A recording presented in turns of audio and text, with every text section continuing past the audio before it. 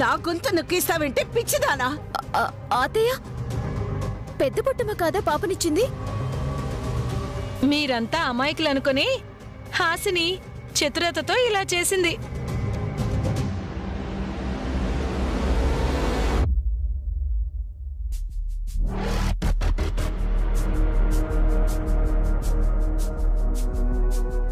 సన్నగా ఉన్నా ఊడం పట్టుబడతావమ్మా నువ్వు.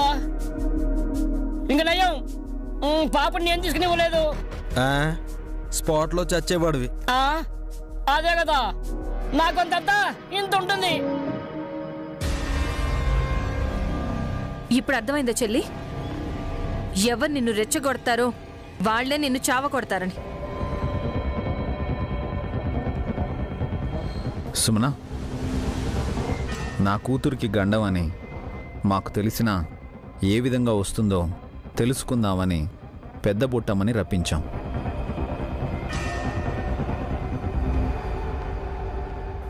ఉలూచిని ఎత్తుకుందే తప్ప ఎత్తుకొని పారిపోలేదు. ఏది ఏమైనా నిన్ను ఇబ్బంది పెట్టినందుకు ఐఎమ్ సారీ సుమ్మా. బ్రో, నువ్వు సారీ చెప్పడం ఏంటి?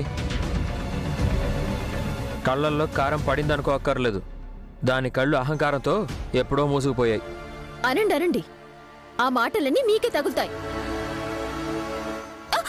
చెల్లి, సుమన, బిడ్డ చేతిలో ఉన్నప్పుడు ఎలా వెళ్తావు? నేను తీసుకెళ్తాను, పద.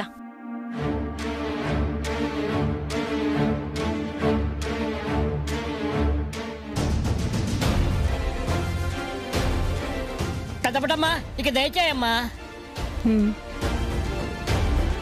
ఒక్క నిమిషం ఆగు.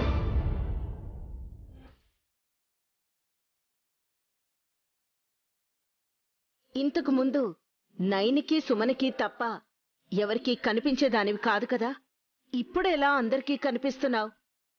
గవ్వాలున్నంత వరకు అందరికీ కనిపిస్తానమ్మా.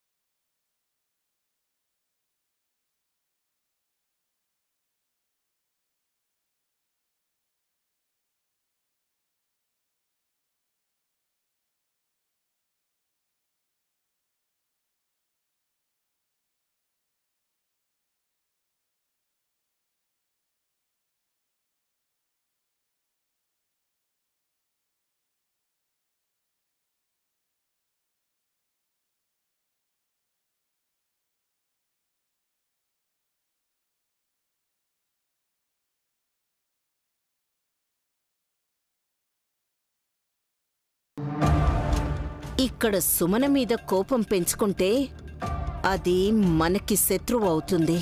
అరే తను నీ గొంతు నొక్కితే నువ్వు తన జబ్బైనా పట్టుకుని గట్టిగా నొక్కి వార్నింగ్ ఇస్తావనుకున్నాను మమ్మీ.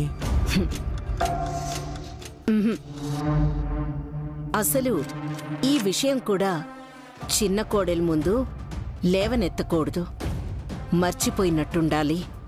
మరి దెబ్బకు దెబ్బ తీయాలనుకోవట్లేదా మమ్మీ? తీస్తా, ప్రతీకారం తీర్చుకుంటాను. కానీ సుమన మీద కాదు, నయని మీద. పెద్ద మరదలేం చేయలేదు కదా మమ్మీ. ఒరే తిక్కనా కొడుకా, బాగా ఆలోచించుంటే నీకు అర్థమయ్యేది. సుమన ఎవ్వరి జోలికి వెళ్ళదు, తన జోలికొస్తే ఊరుకోదు. నయనియే ఉండబట్టలేక తాళపత్రాలను చదివించాలని ఉలూచి పాపం తీసుకువెళ్ళి పెద్ద బొట్టమ్మకి ఎరగా చూపించింది. అందుకే కదా ఆవిడింట్లోకి వచ్చింది. సో ఇప్పుడు మనం కూడా ఒక పిల్లని ఎత్తుకోవాలి. అంతోపిక నీకెక్కడిది మమ్మీ? నా కొడుకు పుండరీనాథానికి చెప్పులు కూడా వేయలేవు. ఈ ఇంట్లో పిల్లని ఎత్తుకుంటే మజా రాదురా నా కొడక. అలా అని బయట పిల్లల్ని ఎత్తుకొస్తే మన తోలు తీస్తారు. నువ్వు ఆలోచించలేని అమాయకుడువని నాకు తెలుసు కాబట్టి అర్థమయ్యేలా చెప్తాను. చెప్పు mummy.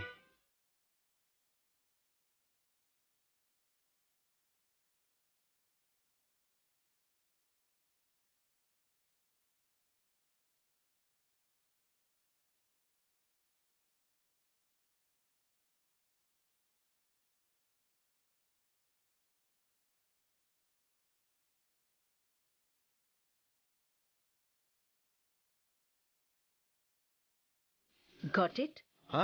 Got it mummy, got it. నీ అంత దారుణంగా నేను ఆలోచించగలిగేలాగా ఉంటే ఈ పాటికి సీనియర్ విలన్ అయిపోయి ఉండేవాణ్ణి. ఆహా, ఏం బ్రెయిన్ మమ్మీ నీది. మిగతా ఏర్పాట్లు చేసిపెట్టు. రెడీ అనుకో.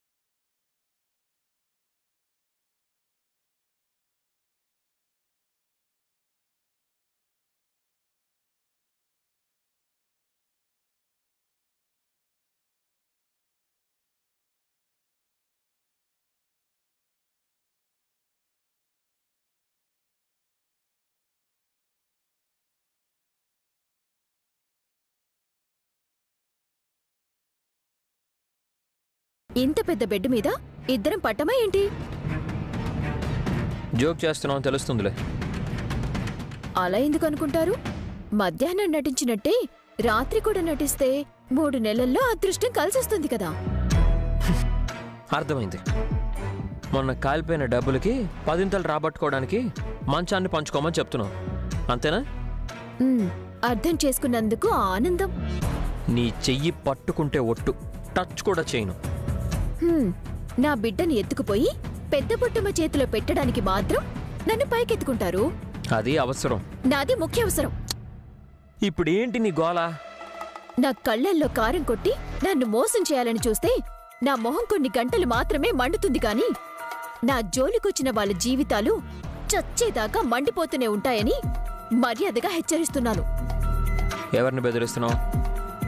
మీకు తెలిసే ఉంటుందిలే, మళ్ళీ ఎందుకు అడగటం? నయని వదినకు గాని విశాల్ బ్రోక్ గాని ఏదైనా సమస్య నీ వల్ల వచ్చిందని తెలిస్తే ఈసారి కారం కాదు ఘోరం చూస్తావు. మీకు కూడా అదే మాట చెప్తున్నానండి. మంచిగా ఉంటే నేను చాలా మంచిదాన్ని, లేదంటే ఏమైపోతానో నాకే తెలీదు. ఇంక వెళ్ళొచ్చు.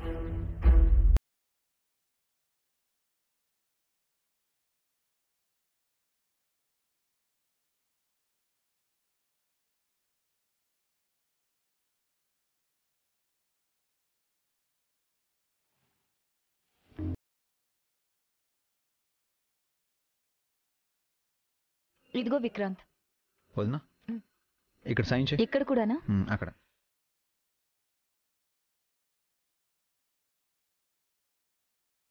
ఏంటక్క గుడ్డిగా సంతకాలు పెట్టేస్తున్నావు? నాకు కళ్ళు కనిపిస్తున్నాయి చిట్టి. ఏ కాగితం చదవకుండానే సైన్ చేస్తున్నావు, జాగ్రత్త అంటున్నాను. నీలా తారుమారు చేసే ఆలోచనలు మాకు ఉండవు కాబట్టి ప్రాబ్లం ఉండదు. నేను కాగితాలు మార్చుండొచ్చు, మీరు జీవితాలే మార్చేస్తారుగా. అబ్బబ్బబ్బబ్బా, పొద్దునైతే చాలు ఏదో ఒక యుద్ధం మొదలవుతుంది. కాసేపైనా ప్రశాంతంగా ఉండొచ్చు కదమ్మా.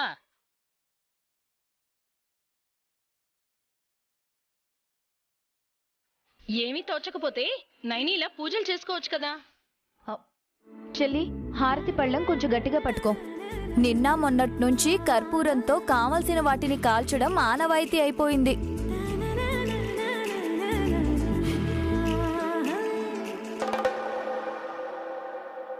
అత్తయ్య, ఉదయాన్ని ఆర్తిస్తున్నావేంటమ్మా? మావయ్య,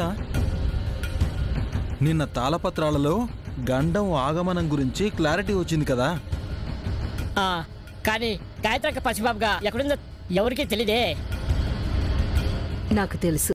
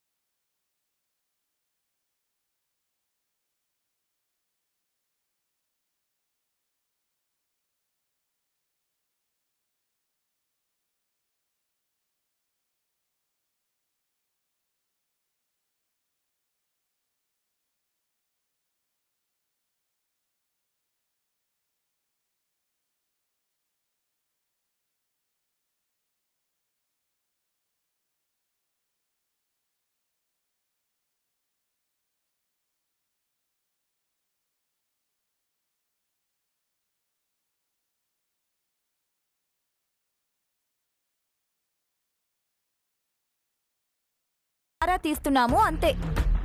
సర్లే, మీకు నమ్మబుద్ధి కావడం లేదంటే తేలిగ్గా తీసుకుందాం. అయ్యో, అలా అంటారేంటత్తయ్య? కన్న బిడ్డని వదిలేసుకుంటామా అత్తయ్య? ఎన్నాళ్లుగా దూరం అయింది. వెతికి ఎదురు చూస్తూ ఆశపడుతున్న నాకు గాయత్రమ్మ గారి నీడ తెలిసిందని మీరు చెప్తుంటే నా గుండె చూడండి ఎంత వేగంగా కొట్టుకుంటుందో.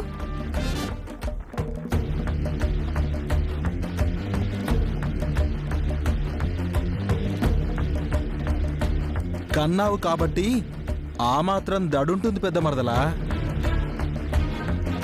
మీ అమ్మగారు ఎటువైపు ఉన్నారో తెలుసా?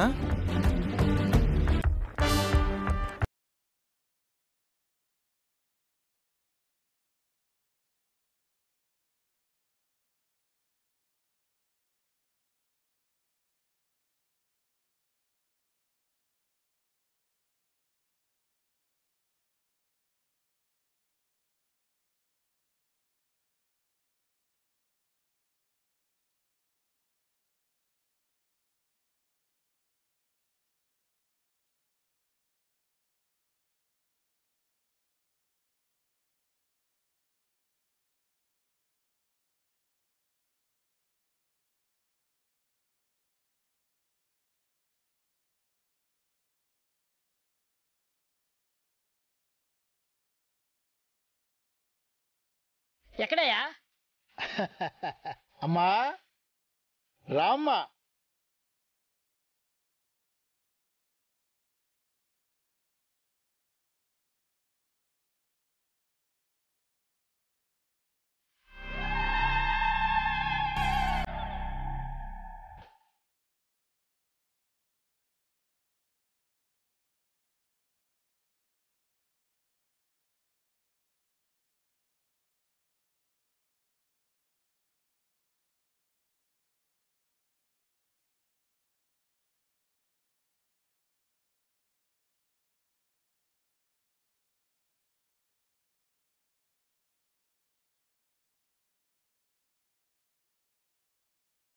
డమ్మోడమ్మ వచ్చింది అమ్మ.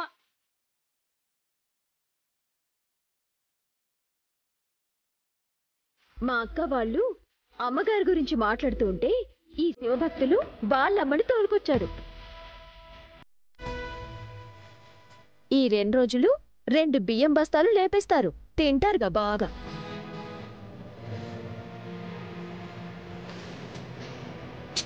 ఏయ్, నువ్వేదో వండి పెడుతున్నట్టు ఫీల్ అవుతున్నావు. మీ అమ్మ రాక సరేనయ్యా, ముందు మా బంగారు తల్లిని టివ్వు. రా తల్లి, రారా.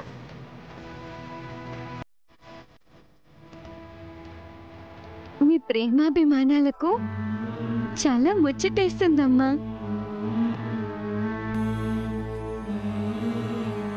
హాసిని నిన్నేమీ ఎత్తుకోలేదులే గారడి పాప. గాయత్రి పాపను ఎత్తుకున్నందుకే అలా అంటున్నాను.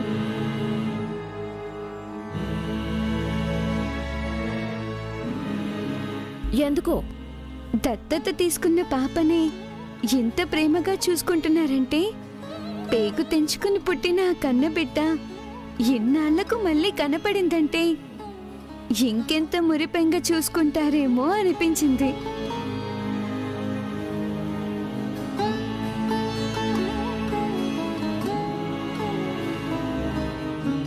అబ్బా, ఎంత కరెక్ట్గా చెప్పింది మమ్మీ విశాలాక్షి. చూసావా విశాల్, మీ అమ్మ జాడ నాకు తెలిసింది అంటే మీరందరూ అయోమయంగా నమ్మనట్టు చూస్తున్నారు. ఒక్క విశాలాక్షి మాత్రమే నా మాటకు మద్దతు పలికింది. తమరు ఎవ్వరూ చేయని పని చేస్తున్నందులకు అభినందించాల్సిందే కదా పెద్దమాత. నిజమే అత్తయ్య. నాతో సహా ఇంట్లో వాళ్ళందరూ గాయత్రమ్మ గారు పసిపాపగా ఏదో ఒక రోజు ఈ ఇంట్లో అడుగు పెడతారు అనుకోవడమే తప్ప వెతికి తీసుకురాలేకపోయాం. మా అమ్మ ఏమైనా తీసుకొస్తుందా? లేదు కదా వదినా. మీరు అంటే వెళ్ళి తీసుకొస్తాం. మూలశంకొచ్చిన వాళ్ళ అలా మూలుగుతున్నారేంటి బాబాయ్? ఊ అనమన్నారు కదమ్మా. త్వరగా వెళ్ళి గాయత్రక్కయ్యని ఇక్కడికి తీసుకొస్తారేమో చూడాలని ఉంది.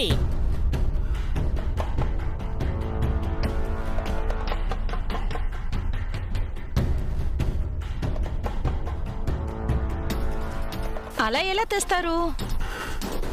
ఎందుకు తీసుకురారు? ఎక్కడుందో వాళ్ళకి తెలుసాక. అలా అని కాదు సుమనా, గాయత్రి దేవమ్మ డమ్మక్క, ఎవరి ప్రయత్నాలు వాళ్ళని చేయనివ్వు. సఫలమైతే ఫలితం సంతోషమే కదా. విఫలమైతే మాత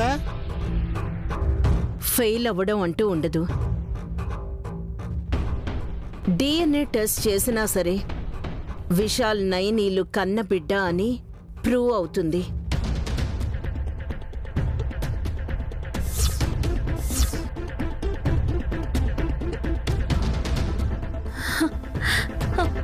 బాబుగారు, అత్తయ్య గారంతా నమ్మకంగా చెప్తున్నారంటే నా బిడ్డ ఈ రోజే ఇంటికి వస్తుందనిపిస్తుంది. నైని వస్తే అంతకంటే ఇంకేం కావాలి?